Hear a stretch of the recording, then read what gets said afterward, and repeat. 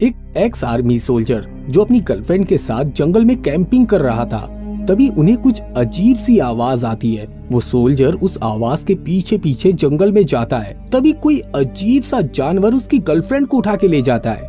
क्या होता है उसकी गर्लफ्रेंड के साथ और कौन था वो जो उसे उठा के ले गया, जानते हैं इस वीडियो में। पर पहले वीडियो को लाइक करके चैनल को सब्सक्राइब कर दे।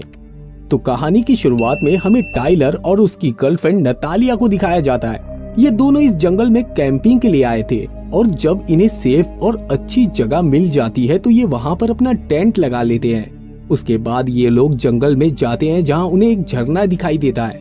उस झरने के पास टाइलर नतालिया को रिंग पहनाकर शादी के लिए प्रपोज करता है। नतालिया ये देखकर बहुत खुश हो जाती है और उसे शादी के लिए हाँ कर देती है। अब ये वापस अपने टेंट के पास आ जाते हैं। वहाँ पर टाइलर टेंट के पास छोटे छोटे फंदे लगाता है ताकि अगर यहाँ कोई जानवर आए तो उनके ट्रैप में फंस जाए। उसके बाद ये अपने टेंट में सो जाते हैं और जब ये रात को सो रहे होते हैं तो नतालिया को बाहर जंगल से आवाज आती है। उन आवाज को सुनकर वो डर जाती है। वो टाइलर को उठाती है और कहती है कि हमारे टेंट के बाहर कोई है। टाइलर भी उस आवाज को सुनता है, लेकिन वो नतालिया से कहता है कि बाहर कोई जानवर होगा, इसलिए घबराने की कोई जरूरत नहीं है, मैं तुम्हारे साथ ही हूँ। लेकिन एक बार फिर से उन्हें उसी तरह की आवाज आती है। अब नतालिया के कहने पर टाइलर टेंट से बाहर जाता है। जहाँ पर कुछ आगे जाकर वो देखता है कि किसी ने एक पत्थर के ऊपर दूसरा पत्थर लगाया हुआ है। ये देखकर वो पूरी तरह से हैरान हो जाता है, क्योंकि कोई भी जानवर इस तरह से पत्थर नहीं लगा सकता था। और अब भी वो आवाज जंगल से आ रही होती है। वो उस आवाज का पीछा करते करते उस जंगल के अंदर चला जाता है। वहीं हमें नतालिया को टेंट में दिखाया जाता है, जिसके ऊपर कोई अजीब सा क्रिएचर हमला करता है और उसे खींचकर अपने साथ ले जाता है। नतालिया के चिल्लाने की आवाज टाइलर को आती है, लेकिन जब वो वापस अपने टेंट वाली जगह पर आता है तो नतालिया वहाँ पर नहीं होती। उसका सारा सामान बिखरा हुआ होता है। उसे कुछ भी समझ में नहीं आता कि ये किसने किया है। टाइलर लगातार जंगल में भागते हुए नतालिया को ढूंढने की कोशिश करता है, लेकिन नतालिया का कुछ भी पता नहीं चलता। उसके बाद हमें 1 साल बाद का वक्त दिखाया जाता है, जहां टाइलर एक मेंटल हॉस्पिटल में होता है। दरअसल उस घटना के बाद से टाइलर ने अपना दिमागी संतुलन खो दिया था, लेकिन अब वो पूरी तरह से ठीक हो चुका है। अब यहाँ पर जो डॉक्टर होती है वो उसके डिस्चार्ज पेपर पर स्टैंप लगा देती है। उसके बाद टाइलर यहाँ से वापस अपने घर आ जाता है। घर पर उसकी मॉम टाइलर को वो सभी सबूत देती है जो हादसे की जगह से पुलिस को मिली थी। उसमें बहुत सारी चीजें नतालिया की भी होती हैं। इसमें नतालिया का कैमरा भी होता है, जिसमें उसने अपनी और टाइलर की फोटो खींची थी। और जब टाइलर उन फोटोज को देखता है तब उसे उन फोटो में एक बहुत बड़ा साया अपने पीछे दिखाई देता है। उसे देखकर टाइलर समझ जाता है कि यही साया नतालिया को उठाकर ले गया होगा। अब वो वापस जंगल में आ जाता है ताकि पता लगा सके कि वो साया कौन था जो नतालिया को उठाकर ले गया है। ना तो नतालिया की डेड बॉडी मिली थी और ना ही कोई दूसरा सबूत मिला था। और अब वो जंगल के किनारे पर अपनी गाड़ी खड़ी करके अपनी गन और बैग को लेकर जंगल में उस जीव को ढूंढने के लिए निकल पड़ता है। और जब वो जंगल के अंदर गहराइयों में जाता है तभी वहाँ उसे कीचड़ पर एक बहुत बड़े जानवर के पैरों के निशान दिखते हैं, जिसे देखकर वो समझ जाता है कि ये वही जीव है जिसने नतालिया को मारा है, जो उसे उठाकर ले गया था। टाइलर लगातार उस जीव को ढूंढता रहता है और इसी दौरान उसका पानी भी खत्म हो जाता है। वहीं पर एक नदी होती है जहाँ पर टाइलर अपनी बोतल को भरने लगता है, जिसके बाद वो देखता है कि उसका गियर बैग जो उसने वहीं पर रखा था वो गायब हो चुका है। टाइलर को कुछ भी समझ में नहीं आता और शाम होने पर वो वापस अपनी गाड़ी में आ जाता है और पूरी रात वो अपनी उसी गाड़ी में बिताता है। और जब सुबह वो उठता है तो चारों तरफ धुंध होती है। तभी वो क्रिएचर उसकी गाड़ी पर हमला कर देता है। वो गाड़ी के फ्रंट शीशे को भी डैमेज कर देता है। टाइलर अपनी जान बचाने के लिए उस तरफ गोलियां चलाने लगता है जहां से वो क्रिएचर उस पर हमला कर रहा था। उसके बाद वो क्रिएचर उस जगह से भाग जाता है। तभी वहां पर एक शिकारी आता है जिसका नाम अलाइव होता है। दरअसल वो गोलियों की आवाज सुनने के बाद इस जगह तक पहुंच गया था। वो टाइलर को बताता है कि तुम मेरे साथ मेरे कैंप तक चलो। टाइलर उसके साथ उसके कैंप तक जाता है। वो कहता है कि मैं तुम्हें पहचानता हूँ, मैंने तुम्हें 1 साल पहले न्यूज में देखा था। तुम वही हो ना जिसने इंटरव्यू दिया था कि कोई अजीब सा क्रिएचर तुम्हारी गर्लफ्रेंड को उठा कर ले गया है। मैंने उस न्यूज़ को कई बार देखा है, इसलिए मैं बार बार उस क्रिएचर के शिकार के लिए यहाँ आता हूँ, लेकिन मैंने आज तक उसे कभी नहीं देखा। उसके बाद वो टाइलर को जंगल के अंदर एक पेड़ के पास ले जाता है जहाँ पर बोन का एक स्ट्रक्चर होता है। वो टाइलर को बताता है कि आज से कई 100 साल पहले यहाँ पर रहने वाले आदिवासियों ने इस बोन के स्ट्रक्चर को यहाँ पर टांगा था और ठीक ऐसा ही एक स्ट्रक्चर यहाँ से 100 मील दूर है।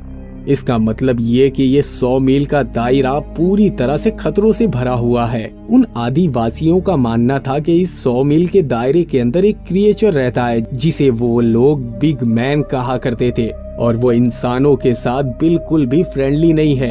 यानी कि वो बिग मैन कई 100 साल से आज भी जिंदा है। वही लोगों को जंगल से गायब करता है। उसके बाद ये दोनों वापस से टेंट में आ जाते हैं, लेकिन वो देखते हैं कि वहाँ उनका सारा सामान बिखरा हुआ है। किसी ने उनके टेंट को पूरी तरह से बर्बाद कर दिया है।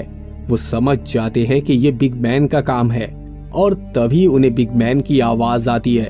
ये दोनों उस आवाज की तरफ बढ़ चलते हैं और जब ये लोग उस आवाज वाली जगह के पास पहुंचते हैं तब टाइलर एक गड्ढे में फंस जाता है और ये देखते हैं कि उनके आसपास बहुत सारी इंसानी हड्डियां यानी कि कंकाल हैं। वो समझ जाते हैं कि बिग मैन जिन भी इंसानों और जानवरों को पकड़ता है उन्हें मारने के लिए वो इसी जगह पर लाता है।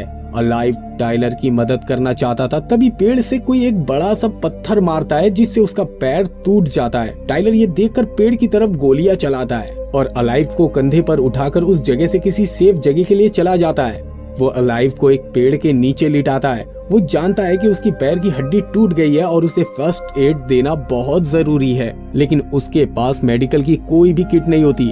वो अलाइव को बताता है कि जिस जगह पर तुम्हारे पैर पर मारा गया था वहीं पर मैंने अपना बैग भी देखा था। ये वही बैग है। जब मैं नदी में पानी भर रहा था तो किसी ने उसे चुरा लिया था।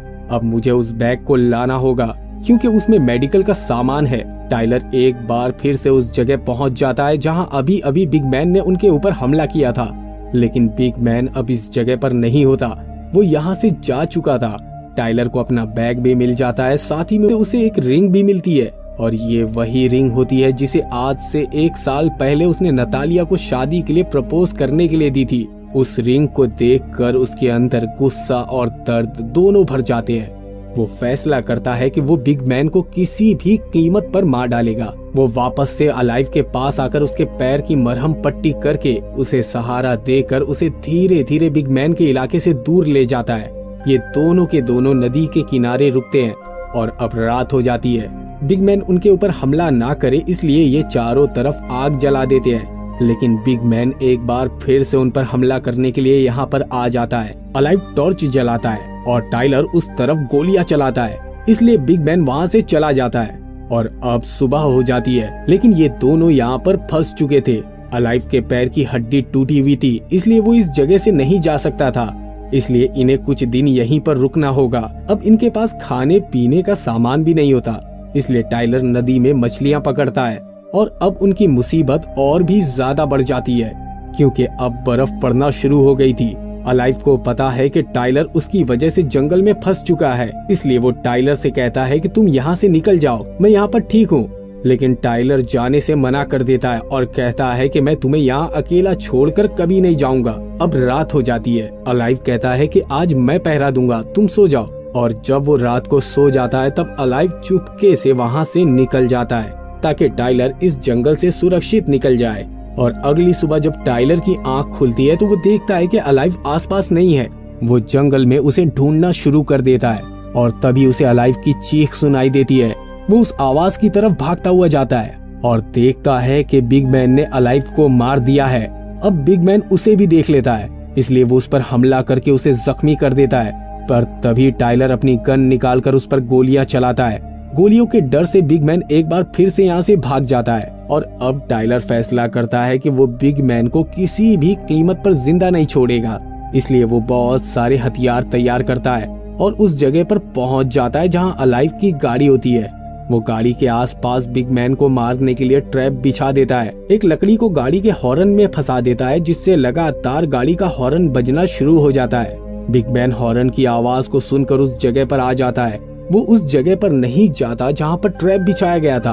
वो टाइलर के ऊपर हमला कर देता है। टाइलर एक कुल्हाड़ी की मदद से उस पर हमला करने की कोशिश करता है, लेकिन वो उसे मार कर जमीन पर गिरा देता है। पर इससे पहले कि वो टाइलर को मार पाता, टाइलर को बिग मैन पर हमला करने का एक मौका मिल जाता है। उसने बर्फ में चारों तरफ पेट्रोल भी गिरा दिया था।